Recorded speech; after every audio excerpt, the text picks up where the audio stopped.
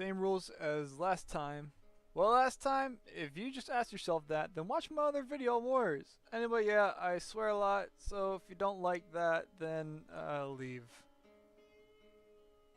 Okay, now that those pansies have fucked off, you know what Warriors is? It's 5% light adventure and 95% suffering. Speaking of suffering, I'm really fucking drunk right now, just so you guys know.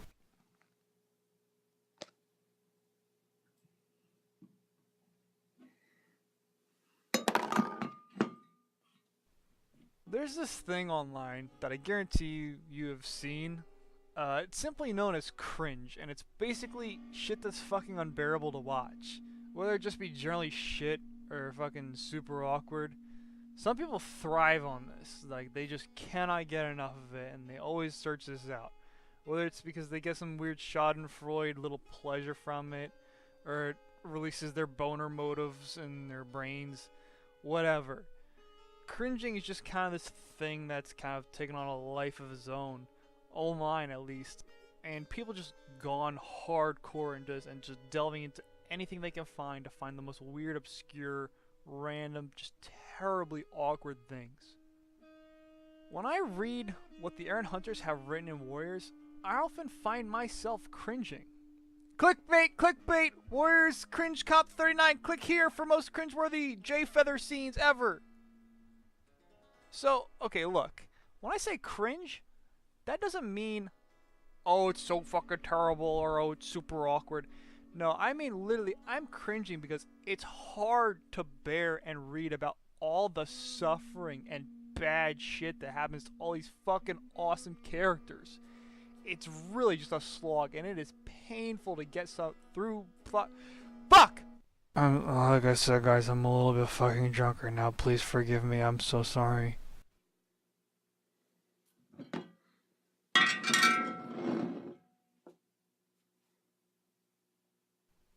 Anyway, yeah, so, like, cringing when I'm reading Warriors, it's not because it's written poorly, it's because it's just so fucking painful to deal with. Looking at all the suffering and lack of happiness or anything positive happening. But that's kind of one of the reasons why it's so good. Is because not everything has to be pleasant and happy. In fact, there's many things that you can point to that are 100% positive and happy and go-lucky and feel good that are just complete shit. For example, My Little Pony, some of the original old, like, 80s, 90s, 70s, whatever cartoon. The first, second, third generations.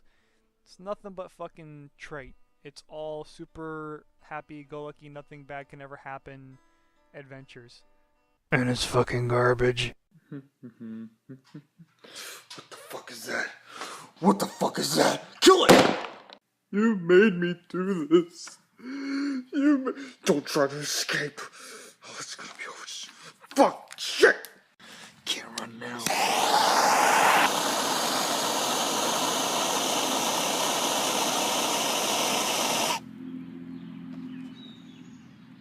Delicious.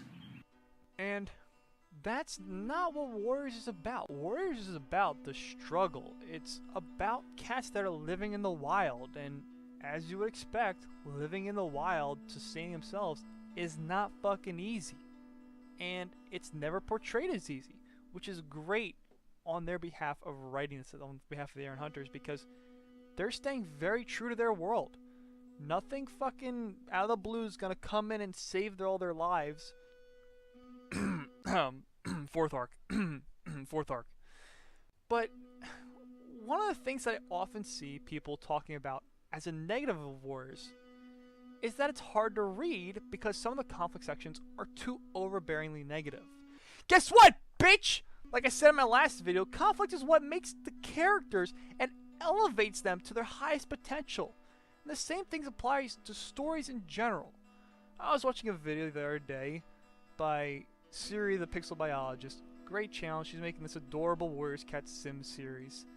And it's absolutely fantastic. Very adorable series. Go watch it.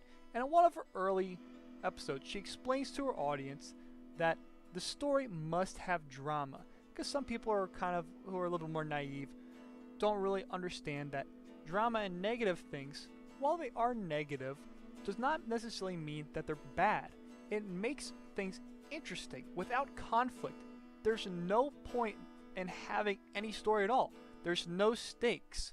There's nothing to be risked. There's nothing to be achieved. There's nothing to be gained. There's no payoff. And if there's one thing that Warriors does better than pretty much any young adult or kid series that I've ever personally read, it's conflict. It's so heavily laden all in the story. Their entire culture is built around being just savage motherfuckers. Hell, the series is called Warriors. It's about going to war. That's what the whole series is thriving on. What's the very first scene in the very first book? It's a battle. What's the first scene that Fireheart has when he goes into the wild? It's a fight with Greypaw. What's the very first thing that Firepaw has happen to him when he gets to the ThunderClan camp for the first time? It's a fight with Longtail. What happens immediately after that fight? Tiger Claw comes back with Redtail's dead body, and Ravenpaw comes back telling him that he's been killed. Literally from the first moments of the entire series, it's set up to be heavily wrapped around battles. But to Warriors' credit, the thing that makes this even better is that it does not rely on these solely for the story. Battles just increase the stakes. They're not what makes the story. They're what drives it. What makes the story is the interpersonal character relationships. But without conflict and negativity and death and sadness and trials and tribulations, none of that would matter at all. So, basically, the only reason why I'm recording this is because I'm really fucking drunk.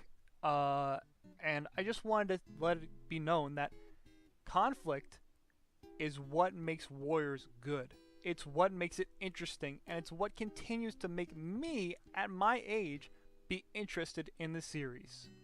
But then again, I'm an alcoholic racist from Pennsylvania. Have a good one. Oh, what's this? I got hockey. No, fuck that. Racing, fuck. Taxidermy, fuck that. Football, fuck that. Tractors, fuck. Wait, what's under here? Oh.